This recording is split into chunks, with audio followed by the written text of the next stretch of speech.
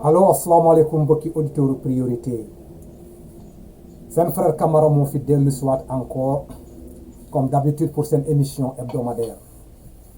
Aujourd'hui le thème bu ñu leen di indil ce sera un thème je dirais pas politique mais dañoo analyser le truc là quoi, un instrument bu nekk au niveau du Sénégal te mu nekk benn institution boo xamee ne dafa war a servir le peuple sénégalais.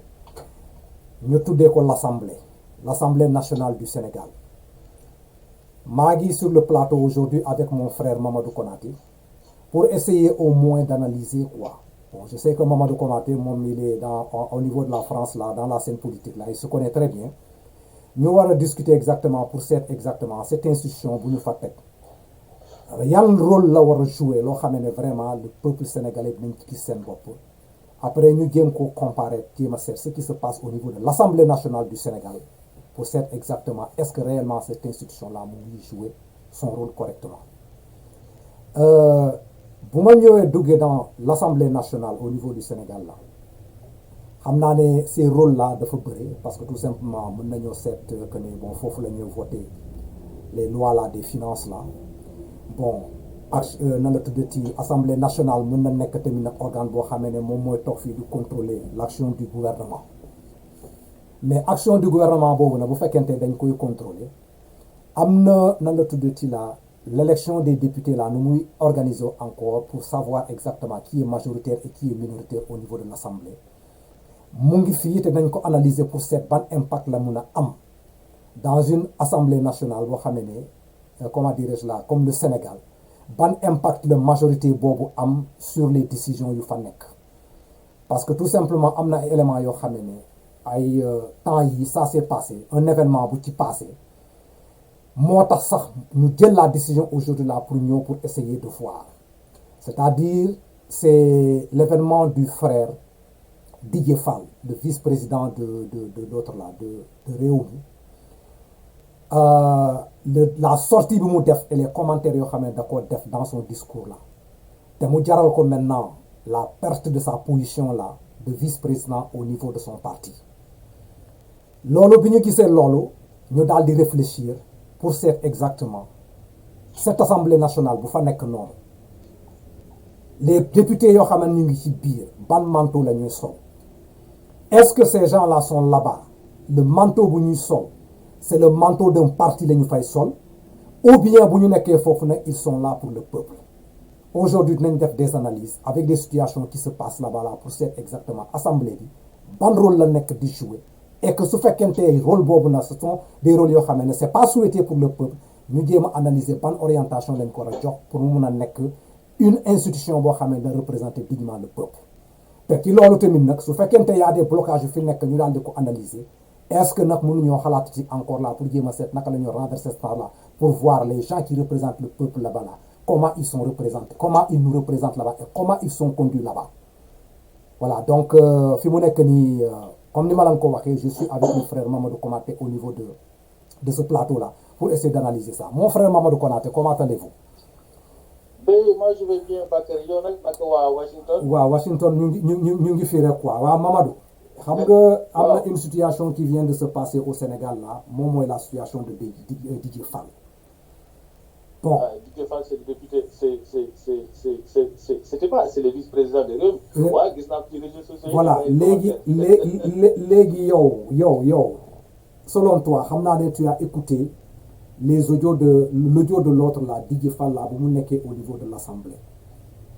oui. léegi nag audio boobu nag bi nga ko dégloo ba pare yow selon toi question laa lay demander mun nga maa jox réponse foofu après na nga ñëw nga dugg na dans tes explications là li nga bëgg a wax quoi yow da nga yaakaar ne ce que Didier a dit là-bas là est-ce que am na loo xam ne foofu mën na mériter cette sanction là bu mu def boo xam ne dafa perdre son poste de vice-président là dans son parti est-ce que réellement yow tu as senti quelque chose à l'intérieur boo xam ne sanction boobu war na ñëw.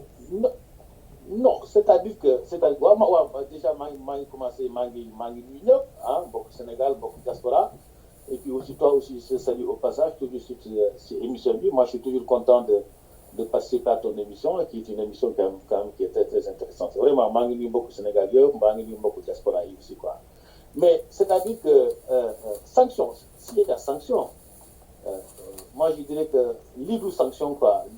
Pourquoi je dis que du sanction? C'est parce qu'on n'a pas compris le gars peut-être. booy sanctionné nit da nga koy sanctionné ci li nga xam ne da nga ko teg ci yoon. man déglu ma audio Didier Fall yëpp Didier Fall déglu ma audio yëpp quoi. j'ai pas tout écouté jusqu'au bout. Mais après, dans les commentaires, nous disons, oui, Idrissa a dit, oui, qu'il lui avait demandé de se taire, qu'il lui avait demandé de ne pas perturber la majorité en place. mais d'accord, mais taxawal tuuti. Non, attends, bul dem, defal ndànk xam naa ne rayante waru faa nekk. Idrissa demande à ce monsieur-là de se taire, de ne pas déranger la majorité. Mais on est dans quel pays, Mamadou? Ouais, mais ban jàngat nga am ci loolu si ton leader là te demande là yow nga nekk son député de l'Assemblée mu jox la ndigal ne pas déranger la majorité ban jàngat nga ciy def.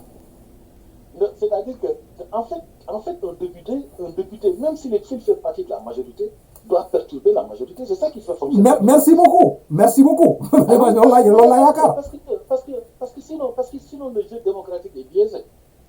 Mais normalement un député quand il vient dans l'hémicycle, soit parce que au niveau de ta localité, ou bien tout simplement parce qu'un député ce n'est pas un député forcément de sa localité un député c'est un député national, il représente toute la communauté nationale. Ouais. Mun nga dem dans un endroit gis fa ay difficultés, mais tu le fais remonter au sein de l'hémicycle, mais voilà, dans des réunions, dans des commissions, ou d'ailleurs très souvent d'ailleurs tout se passe dans les commissions parce que gars yi bu ñu xasee ñëw assemblée ci biir assemblée c'est pour voter oui non jeex na, mais tout se passe dans cette commission. Dans ces commissions-là tu peux faire remonter quand même pas mal de choses.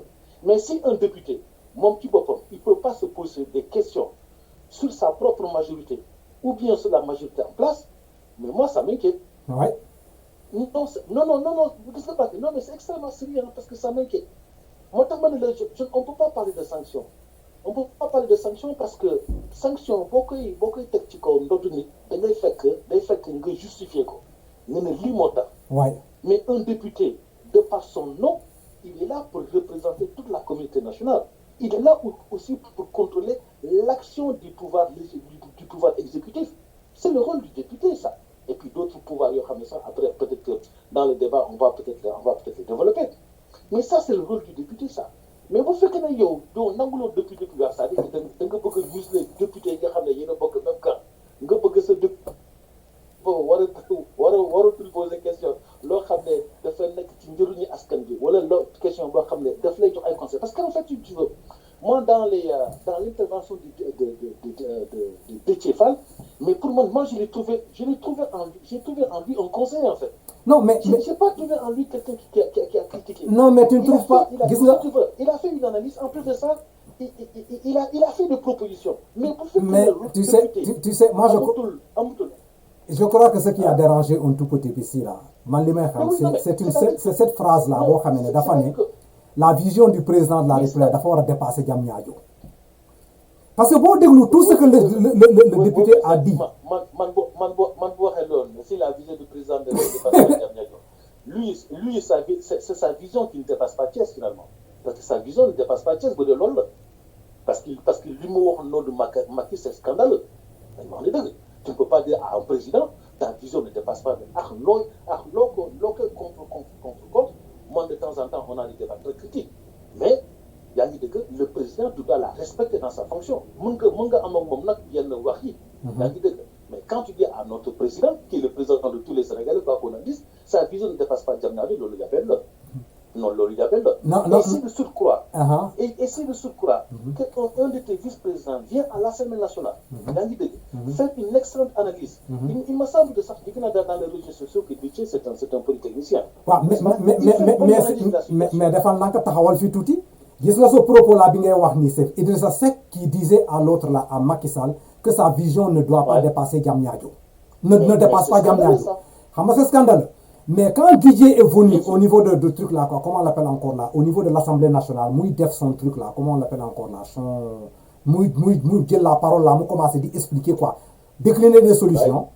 Il a même dit que le qui là, comment dirais-je là, dafa jël cette phrase de Idrissa Seck là, da ko waxee sous une autre forme en disant que moom dafa le président de la vision du président de la République dafa war a dépasser Diamniadio. C'est comme s'il avait répété Idrissa Seck dans le truc là au niveau de l'Assemblée nationale quoi bi mu doon expliquer parce qu'il a parlé dafa waroon wàcce mu dem au niveau de comment dire dans le Ferlo là dans les zones reculées là pour seet lu fa nekk dans le qui vallée de Lamambé quoi loolu la nekkoon di expliquer dans cette explication c'est ça seulement que mu taxaw mu ne pour dire que président dafa war a dépasser Diamniadio mu ne la vision doit dépasser Diamniadio mu egg ci contrat yooyu ci sens boobu la ko waxee waaw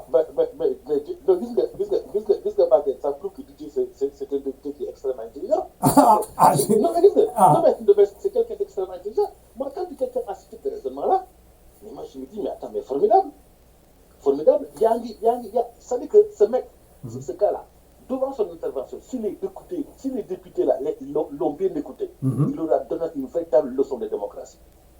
Il leur a donné une véritable parce que man noonu laa ko jàngatee man quand j'ai écouté le gars à un moment donné j'ai déconnecté parce que bon j'avais des choses à faire après j'ai pas écouté le reste de son intervention mais les 3/4 de l'intervention dama ko dugal par mais attends ñii député bu ñu fekkee ne ay nit lañu le mec il est en train de leur donner une véritable leçon effectivement dafa joxe loolu ba pare mu commencé dire il a même parlé dans cette lancée là le point de l'agriculture là naka lañ koy transformer pour essayer mu nekk création d'emploi mais tout ça pour mu mën a nekk il faut que la vision du président de la République dépasse Diamniadio c'est pas parce qu'il est venu directement là mu attaquer comme le fait Idrissa Seck là pour dire que la vision non dafa toog mu ne il faut mu dépasser ko mais loolu bu ko waxee man je dis que man su fekkente bu ko waxee sax est-ce que loolu xam nga yow da nga ne peut-être que Idrissa Seck est trop parti quoi mais moi je dis que la vision du président de la République là fu mu ko centrer su fekkente réellement nag yow tu es un député tu es en train de parler pour essayer de dépasser les frontières là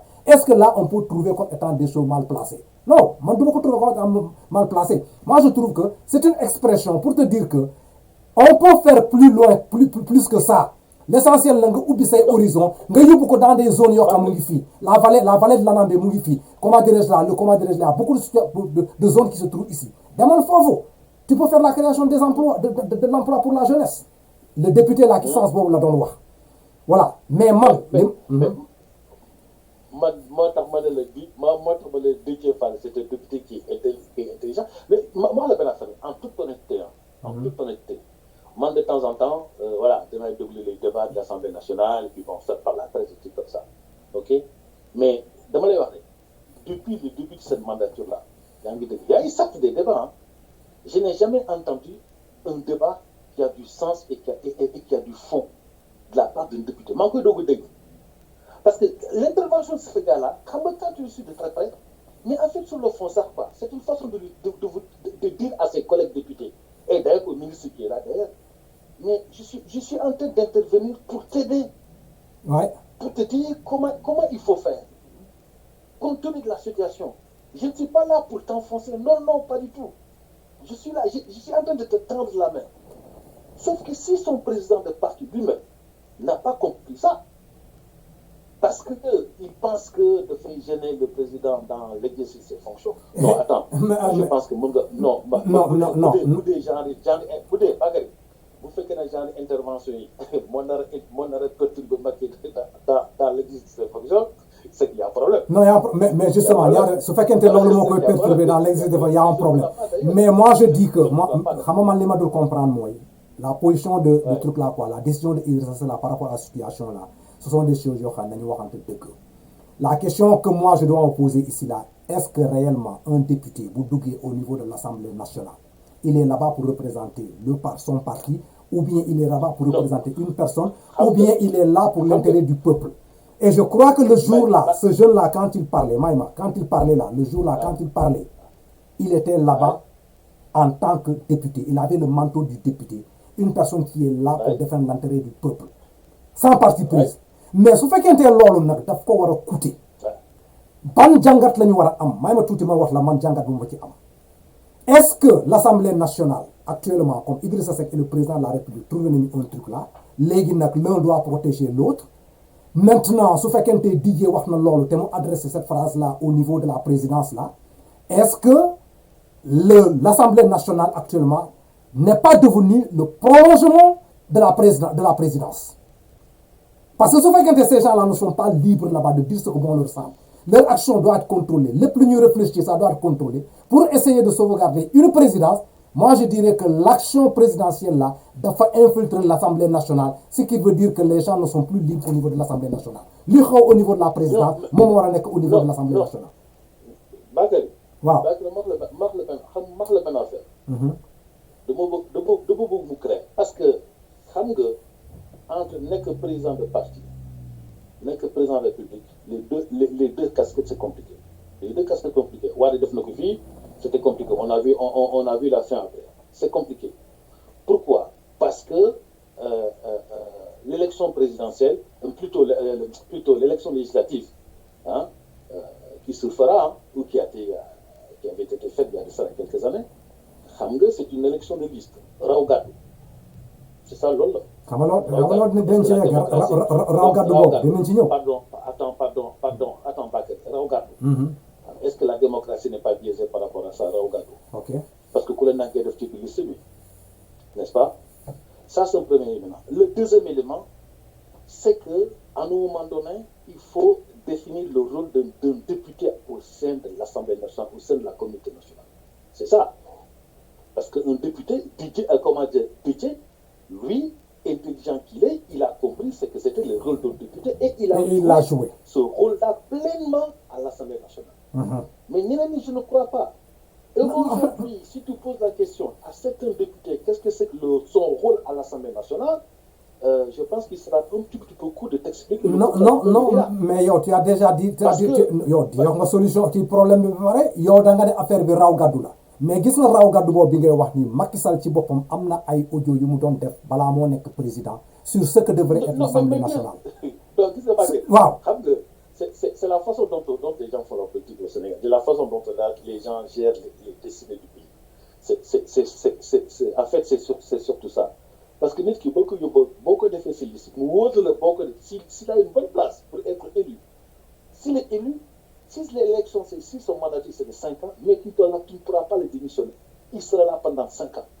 Ouais. Même boo ko ne sax yaa ngi dégg nekkatoo ci parti bi, il bu ko neexee day toog Assemblée nationale parce qu'il est élu non pas par toi, il est élu par le peuple. Seul le peuple peut le démissionner. Non pas parce qu'il y a président. Mais man je foofu nag laay ko. Xam nga c'est l'autre attends, ça c'est l'autre conséquence. Si un député daf nga ko si liste bi yaa ngi dégg mën nekk député, s'il veut il peut t'embêter pendant toute la durée de la mandature. Mais effectivement, mais à condition.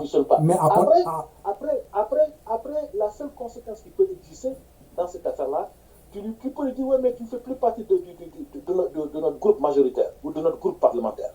En ce moment-là, ce député-là, il sera parmi les non-inscrits. Mais tu ne peux pas l'empêcher en ce moment-là aussi de parler. C'est ça. Je pense qu'aujourd'hui, même les Sénégalais, ils doivent connaître ce que c'est que le rôle d'un député. Le rôle de député, ce n'est pas là pour nous président, il y aurait bien affaire de nous voter comme ça. Non. Mais malheureusement, non, Mamadou, attends, ayons le courage de le dire. Malheureusement, c'est ce que nous avons à l'Assemblée nationale. La majorité mécanique. Mais d'accord, on a à l'Assemblée nationale. Mais c'est ce que nous vivons aujourd'hui. Quand tu as des phases d'armes entre un député et un ministre, des femmes qui vont discuter pour des affaires de subvention de presse et que l'autre lui dit ok, je t'attends d'or pour qu'on se batte, mais c'est problématique. Le débat, il n'est pas là-bas. Le débat, ce n'est pas dans l'hémicycle de l'Assemblée nationale. Faut le gars qui dit les décisions. Les lois se votent là-bas. Les grandes décisions se votent là-bas. Mais il y a une bouffée qui est comme un spectacle, mais du sorti. Mais non, la conséquence là, les seuls députés, nga xam ne yaa ngi dégg ñoom ñoo sañ a taxaw assemblée wax fi li nga xam ne moom la gars yi un simple citoyen boo xam ne rek yaa ngi dégg am na tuuti entendement dañ ne mais kii li ñu fi wax ñeneen ñi mais tu vois des députés yoo xam ne nii moom mosuñu sax intervenir dans quoi que ce soit bon kooku ça nag bon ça existe dans toutes les démocraties xam nga mais aujourd'hui au Sénégal yaa ngi dégg on doit encore redéfinir le rôle d'un député. On sait même ce que c'est que le rôle d'un député. Mais c'est-à-dire chaque groupe, non, chaque groupe parlementaire, moi à mon avis, chaque groupe parlementaire doit réunir ses élus pour leur donner une formation sur ce que c'est le rôle d'un député, ou bien les rôles d'un député, ainsi que les rapports des députés entre les députés les uns et les autres. ainsi que les rapports que le député peut avoir avec son peuple. C'est la solution là balaa ñoo egg ci instruction boobu c'est le raw gàddu là boobu moom la ñu war a réviser au niveau du Sénégal comment les députés sont élus là pour ñu dem au niveau de l'Assemblée nationale. mais loolu tant que changé wuñu ko l'Assemblée nationale dina nekk tout simplement le prolongement de la présidence c'est terminé parce que tout simplement si les députés maintenant ne peuvent pas se mettre au floor là. Ouais, mais Bakary, Hein? mais c'est pour ça que le fonctionnement de l'Assemblée nationale n'est pas un fonctionnement à la hauteur, effectivement, de ce que peut être le fonctionnement Effectivement. de l'Assemblée nationale. Oui. Mais là, mais je pense que notre frère Mamadou Sané nous expliquait la fois dernière, effectivement, l'élection municipale, comment un maire est élu. Hein? Et puis bon, il nous expliquait qu'à un moment donné, oui, mais je pense qu'il disait que les prochaines élections municipales, mais voilà, c'est quelqu'un qui va se présenter face à ses concitoyens. Voilà. C'est pas tout simplement quelqu'un d'un activiste, mais après, il va y avoir des jeux de manœuvre là. Il y a quelqu'un qui fait le rec. Il y a des maires. Mais là, dans les côtés forts. Mais c'est comme le Sénégal, il faut qu'ils arrêtent ça. Il faut qu'ils arrêtent ça. De nous prendre des gens qui ne comprennent pas, qui ne savent pas ce qui se passe. C'est pas parce que nous, ils ont la majorité à l'Assemblée nationale que ça les espèce où, je ne sais pas moi, idée pour encore rechanger comment les députés sont élus, comment les maires sont élus. Non, il faut qu'on arrête ça définitivement. Il y a un code électoral. Il y a la façon de nous définir l'affaire devant l'Assemblée nationale. Quitte à ce qu'on fasse un référendum. Hein. Moi, je n'ai pas peur qu'on ait un référendum dans ce sens-là. Ah, pour amener des réformes. C'est un député. Oui, mais bien sûr. Mais attends, mais moi, ici en France, le député, c'est le député de sa localité, 8e circonscription, 9e circonscription, 10e circonscription. Ok? Il est investi par son parti. Tout Français peut se présenter à une élection législative. Oui. Il n'y a pas de restriction dans ce sens-là. Tu as le moyen de te présenter à une élection législative face dans ta localité. Vas-y. Oui. Le code électoral est là pour cadrer les choses. Ah, mais tu sais ñoom xam nga ñoom ban arme la ñuy dugal foofu c'est-à-dire la candidature d'un député par exemple là bon comme y a des quotas caution ay quotas yoo xam dañ koy demander bon tu demandes ça à un Sénégalais lambda qui peut servir dignement son truc là il n'a pas les moyens de fournir ça léegi ils sont obligés comme am nañu xaalis bon ils peuvent se permettre ñoom ñu jël en charge cette caution là que tu dois déposer pour ñu représenter là xam nga tout ça là ce sont des choses xam ne war nañ ko discuter pour jéem a seet quoi comment les conditions à réunir là à remplir là pour être député d'un peuple là aller à l'Assemblée nationale pour truquer mais bu ñu la nee pour être un député là il faut nga joxe une caution de 15 millions là par exemple là pour nga participer mais un Sénégalais qui digne de son nom là boo xamee ne il veut dépendre sa localité amul loolu et voilà la personne qu'il faut à la place qu'il faut mais nag il n'a pas les moyens pour venir là-bas comment ça se passe c'est-à-dire la scène politique là ni ñu ko élaborer dañ ko définir au point que c'est-à-dire ce sont eux qui se trouvent là-bas avec les fonds là avec les moyens là ils peuvent faire ce que bon leur semble loolu nag moo ñu nekk di sonal au niveau du Sénégal. Bakary yoo xam ne Bakary j'ai pas besoin de faire un dessin yoo xam nga ne koo xam ne musul liggéey musul am bulletin de salaire wala xëy na peut-être bu amee bulletin de salaire 3 mois de bulletin de salaire wala 6 mois de bulletin de salaire la am nga def ko député nga def 1 million 500 ngi nii de francs CFA. Tu as telle ou telle voiture, tu as des fonctions de trucs comme ça. Xam nga kooku boo ko fa nar a jël da nga koy réew du fa jóge parce que tu l'auras enlevé les points d'accord mais nag le côté pervers de cette affaire-là, c'est de maintenir les gens dans une certaine situation de précarité, n'est-ce pas? Ou bien mettre dans les listes des gens qui sont dans une certaine précarité et que bon, à nos moments, si ces gens-là sont élus, il y a une idée qu'ils sont redevables. C'est-à-dire qu'il ne peut pas aller à l'encontre. Mais justement, c'est là où se situe le problème maintenant. Les gens ne sont pas libres. La liberté dans la scène politique, là, c'est-à-dire, là, si les gens s'investissent sur toi dans la scène politique, là, le jour où tu deviens un petit quelqu'un à l'intérieur là-bas, tu es obligé de rendre cette monnaie-là. Et comment rendre cette monnaie-là? Il faut te taire. C'est-à-dire la dignité de l'individu là, mon perte dans cette scène politique là sénégalaise là. Mais il faut nous dire. Mais pas que. Ce type de fonctionnement, quand tu regardes ça historiquement, quasiment les pays de l'Est ils ont fonctionné comme ça jusqu'à un certain temps. Hein. Bon, tu vois, le peuple est dans un certain état de pauvreté. Nous dans l'Assemblée, effectivement, pour voter des textes de loi, ce ne sont pas vraiment des très grands intellectuels. Et puis, à un moment donné, ça va conduire à quoi? Les gars, ils vont dire, mais oui, là. Et si c'est une élection, si vous dites l'élection Raougadou, c'est le chef de parti qui décide qui sera sur la liste, qui décide qui sera sur le truc, après, ça devient compliqué. Après, parce que ces gens-là seront élus. À un moment donné, au départ, être chef de parti, c'est un fait, mais être président de la République, c'en est autre. Voilà, donc, voilà, d'accord. Voilà, donc, Lolo, ce qu'on va retenir ici, là, la politique au niveau du Sénégal, là, particulièrement l'élection de nos députés là, pour dem au niveau de l'Assemblée nationale, là, c'est quelque chose à réviser. Nañ ko changer, nañ ko seetati.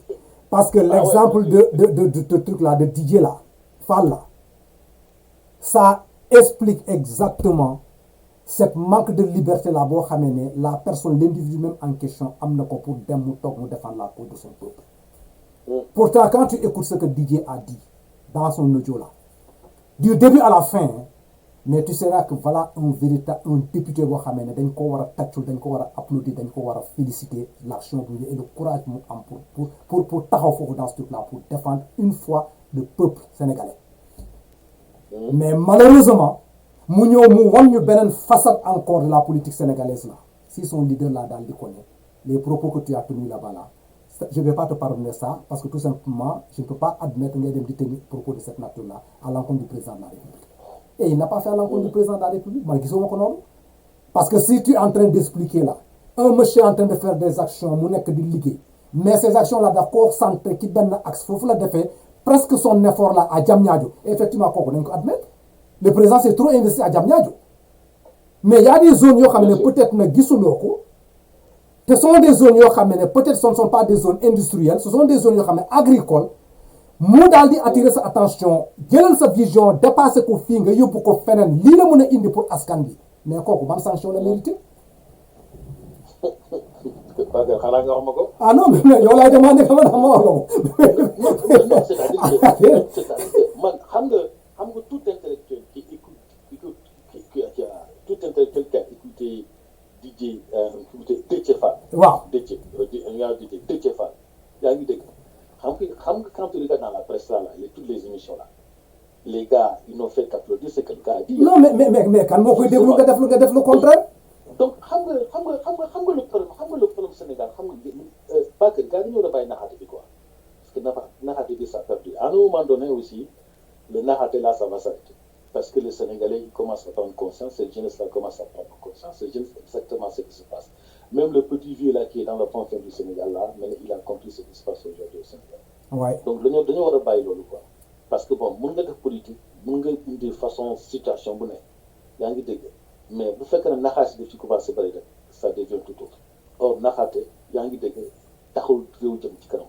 D'accord. Ça c'est clair. Ok. Donc quand Donc tu vas mettre dans l'hémicycle mettre des gens qui sont capables de séquestrer le rôle d'un député li nga xam ne moo tax ñu nekk foofu. Il faut que nous sachions l'autre. Si tu te rends compte qu'en fait que dans ta majorité là, il y a des députés qui sont très courts ou qui ne comprennent pas un tout petit peu comment ça se passe, ok, tu les amènes en formation. Mais il y a des budgets de formation que les gens se forment. Même beaucoup de gens nous forment avant j'ai mal même quand ils sont députés, ils doivent se former dans cette fonction. Non, mais d'accord, c'est vrai. Yo, toi, tu es en train de parler d'une logique li wara nek. Mais toi, tu penses que, ce fait réellement, tu prends ces députés-là, tu formes les, et puis la majorité Raougadou, et tu formes ces députés-là, nous comprenons. C'est pour dans cette formation-là, il faut admettre ce truc-là démocratique-là, que tu donnes le libre choix aux députés d'aller s'exprimer comme ils veulent, pour défendre une localité. Mais comment tu peux former une personne de pareil pour nous dire de et en bas, le top faut dire qu'on a bon, ce fait que nous ne comprenons pas, l'île a besoin de faire le mot. Mais je vais t'expliquer quelque chose. Quand tu as un député qui est médiocre, allez, je suis un peu fort quoi, dans ce truc-là, je ne me réduis pas. Voilà. Bon, il dit médiocre, quand tu as un député qui est médiocre, qui ne comprend pas, n'est-ce pas? Tu n'as pas intérêt à avoir ce député-là, le former réellement pour qu'il aille. Mais justement, il faut la gagner parce que ce député-là, tu peux lui dire tout ce qu'il doit mais tu as entendu un député là dire que mon dal, yoonam newul ci dara li Macky Sall bëgg rek loolu la bëgg bu nee waa war mu yëkkati loxo foofu nga ko de Assemblée nationale sénégalaise dëgg yooyu mais bu fekkee ne yow da nga nekk jiit et que tu veux tirer ton pays vers le haut, il faut avoir cette notion de culture de l'excellence en fait. C'est ça. C'est-à-dire que dans l'hémicycle, il faut mettre des gens qui sont capables effectivement de te faire des propositions en tant que député, de te rencontrer aussi en tant que député, parce que les députés aussi, son rôle aussi c'est ça. De te dire aussi, mais monsieur, parce que tout se passe aussi dans l'Assemblée nationale aussi. Les lois, les textes de loi, les révisions des textes de loi, les contrôles, les enquêtes, tout ça. Mais tout se passe au sein de l'hémicycle. En même temps, le député lui-même, il est protégé par son immunité parlementaire. Donc, en ce moment-là, ce député-là,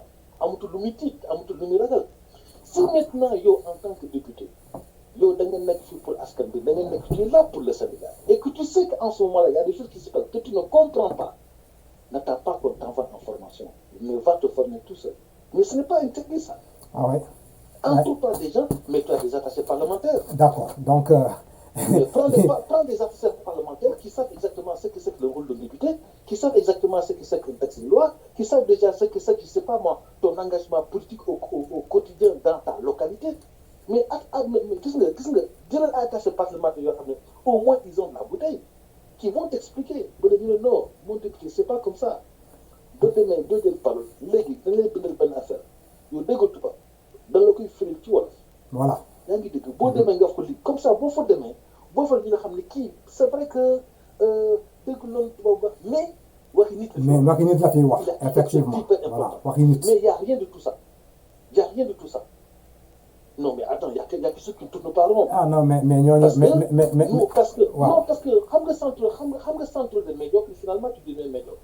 Waaw xam nga c'est ça surtout. ok d'accord donc kilifa bi yaa aucun problème kon nag nan la tuddati la fi mu nekk nii léegi comment dirais-je là ma jox la un petit temps là pour nga jéem a centraliser concentré wu ci tout ce qui a été dit ici là nga génnee benn approche boo xam ne un conseil bi ngay sànni comment dirais-je là dans cette scène politique sénégalaise là pour au niveau de la des députés là pour joxe un conseil daal bon lépp loo xalaat bon ma jox la quelques minutes là nga daal di wax quoi ñu daal di. waaw merci beaucoup Bakary. gis nga man li may wax du ma ci sori quoi c'est juste je pense que tout ce qu'on peut dire c'est le rôle du député quoi. C'est quoi un député, à quoi ça sert un député, quelles sont les prérogatives du député. C'est juste ça hein, c'est juste ça. Xam nga un député c'est pas quelqu'un qui doit représenter qui doit avoir une représentation nationale. Et il doit représenter, effectivement, toute la communauté nationale dans sa diversité, qui a un débat d'idées au sein, effectivement, au sein de l'Assemblée nationale. Premièrement, il y a des gens qui savent très bien faire ça. Parce que la prise en parole en public, ce n'est pas ouvert à tout le monde. Il y a une télévision de Nidjang, c'est une bonne pour vous les paroles qui dans son public, ce sont des catastrophes.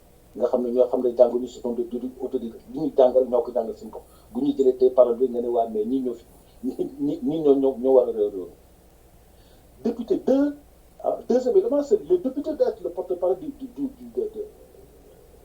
de ses concitoyens franchement parce que yow dans ta localité normalement si bu fekkee da nga fa am permanence tu dois rencontrer tes administrés tu dois rencontrer les gens de ta localité parce que ku ci nekk bu ñu ñëwee rek am na soxla bu mu war a tiis soit c'est dafay nekk loo xam ne un problème personnel ou bien un problème qui est lié de la localité ou bien qui est un problème qui est lié effectivement sur le plan national. Et tu dois effectivement avec ton attaché parlementaire porter effectivement la parole des concitoyens pas forcément de ta localité hein. La localité que je c'est juste un exemple parce que quand on est député c'est un député national. D'accord, ok. Et tu dois les porter au sein de l'hémicycle. Mais député aussi, c'est un engagement politique aussi au quotidien. Hein. Ben oui, parce que député politique, le rôle bon. Troisième, un autre élément qui est le rôle de légiférer. Légiférer, ça veut dire quoi? Ça veut dire que bon, voilà, il y a des problèmes qui se posent, on va mettre en place des textes de loi. Mais texte de loi, beaucoup que tu as encore porté au sein de l'Assemblée nationale. Mais il faut que tu aies la loi, il faut que tu aies le décret, il faut que tu aies le circulaire. Mais doo jël koo xam ne yaa ngi dégg xamul naka la Assemblée nationale bi doxe ba pare nga bëgg ko porter loolu mënta nekk les projets de loi et des propositions de projets de loi que ce sont les députés qui le font mais ils le font pas forcément dañuy xëy benn jour rek claquer les doigts mais oui je dois porter ça non ces projets de loi-là doivent être l'aspiration ou bien l'inspiration de la population. Donc, finalement, le débat qu'on a ce soir aujourd'hui, c'est tout simplement de faire comprendre à nos concitoyens ce qui c'est réellement le rôle d'un député. Mais bu ñu élection législative am na ñu leen kat ki ngeen nar a teg fii yaa ngi dégg suñu localité bi ñun kii mënuñu représenter parce que kii yëgul liggéey ji réer bu fi dit nous yaa ngi dégg nos paroles ne sont pas entendues au niveau de l'Assemblée nationale. Ok, d'accord. Donc en fait, si tu veux ça, niveau tout simplement, sur un axe qui est quand même important, c'est le rôle d'un député, c'est prérogatif. Et puis bon, il faut que le député aussi joue aussi pleinement son rôle. Absolument. Un député doit de temps en temps aller sur les plateaux de s'expliquer. Les journalistes doivent pas forcément les tenants des partis. Les tenants des partis, c'est bon, on les entend quasiment tout le temps. Ok. Voilà, donc ça marche. Nyoko Degendo, vous avez écouté ce que le frère Mamadou Konaté vient de décliner ici. Je vais résumer ça à quelques phrases. Au niveau du Sénégal, l'hémicycle là, vous nous tournez Assemblée nationale, hémicycle boo xamee ne dafa war a jouer son rôle dignement. Tous les fils sénégalais qui entrent dans cet hémicycle là, ils ont un fardeau derrière. Dañu supporter le peuple, dem foofu di joytu pour le peuple. Tout le Sénégal mënuñoo dugg au niveau de l'Assemblée nationale ñu defal ay cause. Donc boo leen nekkee foofu en tant que député yaa xam ki parti majoritaire bi nga nekk ou bien tu es dans l'opposition, dis-toi une tête là que boo toogee sur ce sol de l'Assemblée nationale là, devant une situation là, il faut éviter les histoires partisanes là. Je fais partie de cette politique là, je suis derrière un homme, je suis ceci et cela là pour défendre l'intérêt du peuple. Dimbali leen ñu, aidez-nous dans ce domaine bien précis. Cette majorité bu fa nekk mu bañ a nekk une majorité mécanique boo xamee ne mu ngi fii, même si ça ne marche pas, il faut lever le thé. Les Sénégalais sont là, ils sont en train de suivre ce qui se passe au niveau de l'Assemblée. Les idées qui viennent de l'opposition, les idées qui viennent dans le parti au pouvoir là, nous tous en tant que Sénégalais réfléchis, on écoute et on suit et on sait là où se trouve la vérité. Mais disons-nous la vérité, ce qui se trouve au niveau de notre Assemblée nationale là, c'est une honte. C'est une honte si on suit ce qui se passe au niveau de l'Assemblée nationale. Kon nag nañu jéem a seet exactement là naka la ñuy dépolitiser là cette Assemblée nationale quand les gens se rencontrent là-bas là pour défendre l'intérêt du peuple là, ñu déglu leen ñu seet li ñuy wax. Un député qui va au niveau de ce truc là quoi, de ce floor là, de ce tapis là, il n'est plus lui-même, il n'est plus un parti, il n'est plus qui que ce soit, il est là pour le peuple. Donc toute action bu muy définir fii nañu ko concéder loolu. L'action de dédier là boo xam ne moom moo tax ma ñëw taxaw fii pour essayer de réfléchir sur le comportement du député là ak la sanction bu mu am après mu taxaw ci floor bi nañu waxante dëgg, c'est pas digne du Sénégal. Le Sénégal peut faire mieux que ça, c'est pas digne. Le Sénégal peut faire mieux que ça. Mais encore une fois de plus, applaudissements à ce député là. Su fekkente les autres là qui trouvent là-bas ñu ngi commencer di calculer, di penser comme ce jeune là, il est temps pour vous ngeen di changer. Vous êtes là pour le peuple, représenter le peuple. On n'est pas là pour un homme. kon nag gars yi fii laa yem te ak émission bi ak yéen kon nag ñu ngi leen di gërëm di leen remercier di leen à la semaine prochaine kon nag merci ci seen attente bi ak seen écoute bi quoi jërëjëf merci beaucoup kilifa bi merci beaucoup de truc là quoi de l'intervention. Ouais, merci beaucoup Bakary et puis bon vers d'autres émissions je suis là d'accord, il n'y a pas de souci quoi. Merci beaucoup. Ça sera un plaisir de participer à tes émissions. Merci beaucoup à toi. Merci beaucoup. maa ngi nuyu mbokk Sénégal yëpp aussi quoi. Merci beaucoup à vous tous. jaajëf allez à bientôt. jaajëf.